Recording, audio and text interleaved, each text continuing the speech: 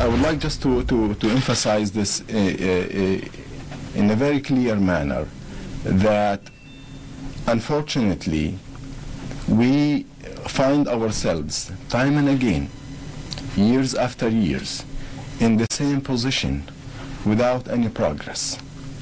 That while we defend the right for someone to speak their mind, to draw whatever they want, we are not willing to respect the feelings of almost 2 billion people around the world. So that is CAIR, of course. It's one of the biggest Muslim organizations in the world. And they had a chance to speak out on the terror attacks in France, to denounce it. They didn't. Charlie Hebdo says we are facing a modern-day Nazism. A lot of people don't seem to see it that way. Nonetheless, they have been forced to wake up and address the elephant in the room. They admit they are now at war with Jihad and are increasing their presence against ISIS. Let's bring in Robert Spencer of Jihad Watch. Good to have you, sir, this morning. Thank you. Good to be here. I want to get your reaction to CAIR's reactions. You know, they play very big to moderate Muslims, and the mainstream media, you know, for whatever reason, trust CAIR. I'm not sure why they don't look beyond the headlines to know that they have possible links to the Muslim Brotherhood, according to government. But, you know, here's an organization that is said to represent moderate Muslims, and that message that they spewed yesterday does not condemn terror. In fact, you know, he's talking out of both sides of his mouth.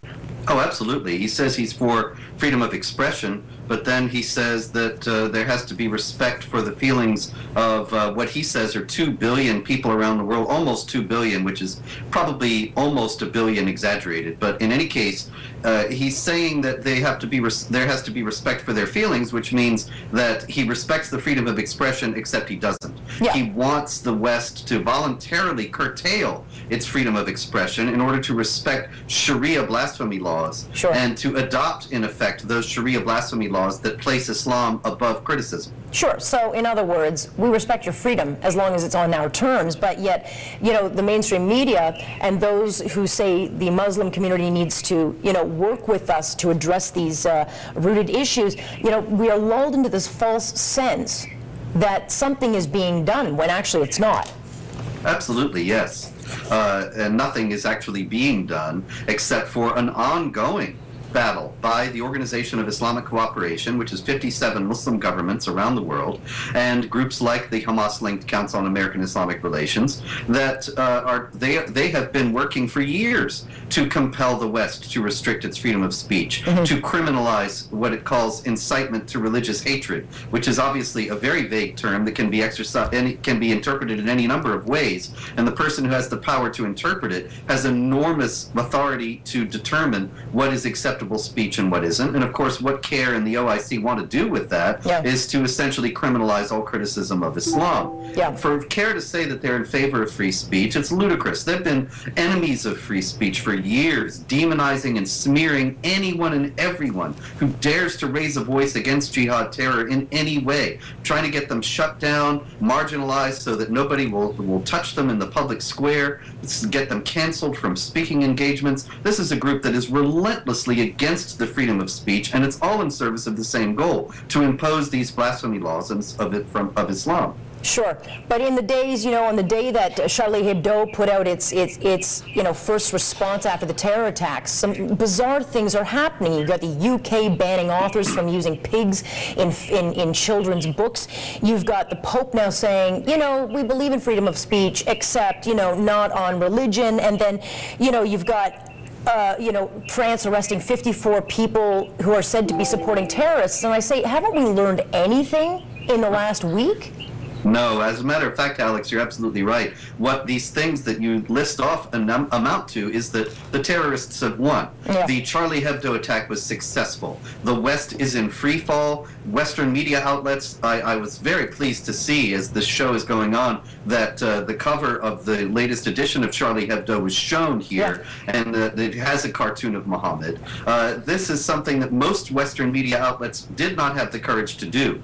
Every newspaper and every TV TV news show in the world should have shown those cartoons in the wake of this attack to show that we're going to defend the freedom of expression as the bulwark of a free society. But instead, most of them surrendered. Most of them declined to do so. You have Western leaders like the Pope and others saying we should voluntarily restrict our freedom of speech, which is exactly what Jihad Watch was saying. And so they won. They succeeded in doing what they wanted to do. They have made it, they have stigmatized criticism of Islam, and it's on its way to being outlawed. Yeah, look, there are very few of us in the media who are showing the cartoons and or the response by Charlie Hebdo. We are doing it as Sun News, but there are many who aren't because they're simply cowing. But I don't understand how you tell this story, this news story. I watched my colleagues last night talk about the controversy of a new cover of Charlie Hebdo, and yet they didn't show it. And so it's disingenuous because in the news business, we do shocking things that are offensive all the time. We have to make decisions all the time,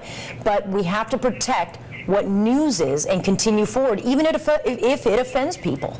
Precisely. And the story here should be the fact that this is even a problem, and that there is a risk now, a risk of physical danger because of this. The focus should be on the outrage that this is, that we have to, that we are even, there's even a question of succumbing to this violent intimidation and thuggery.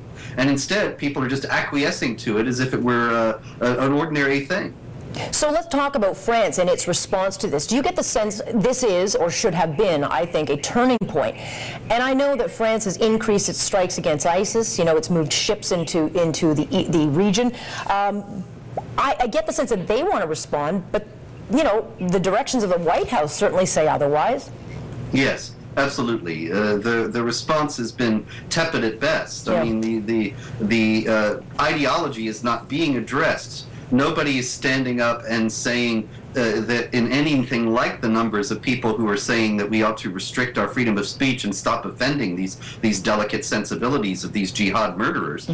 Nobody is standing up in those numbers and saying, wait a minute, we ought to be saying, you guys are crazy. This is ridiculous. These are cartoons. Grow up and understand in a larger sense that in any pluralistic society, we all have to put up with being offended without resorting to violence. Iraq has written a letter to President Barack Obama saying that the U.S.-led coalition against ISIS is not working. In fact, they are emboldened and moving forward.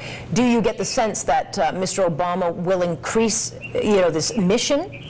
He might be forced to by the sheer political pressure that he is under, if, that is, the opposition can muster that pressure. But there's no doubt that the Iraqi government is absolutely right. The airstrikes have been completely ineffective. They're just really political window dressing to show that he's doing something. But there's no chance that they're going to dislodge the Islamic State by themselves. And the problem is he's going to have to put ground troops back in Iraq if he wants to get rid of the Islamic State. And then he's got the perpetual problem that as long as the troops stay there, there may not be this kind of activity in this, at least in this, to this extent. But as soon as they leave, it will start up again. Right. And so it's a dilemma, but it's even worse for Obama since he had troops there and withdrew them so precipitously and without due consideration of what might come in their aftermath. But this very same scenario is now playing out in Afghanistan. He's been warned that ISIS has now moved in there. The Taliban, you know, like they want a caliphate Afghanistan into Pakistan. And so what's he going to do? Will he continue on withdrawing troops just to fulfill a campaign promise?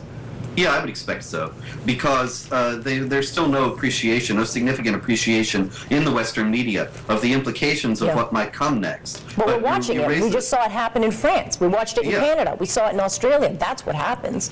Exactly, and there's going to be more of that, plus the possibility, as you say, that a caliphate could be established in Afghanistan and Central Asia that could actually meet up with the Islamic State and become a very, very significant geopolitical entity. Yeah, I can't wait to see what happens when they seize Pakistan nukes. It'll be a really wonderful day. All right, Robert, I got to leave it there.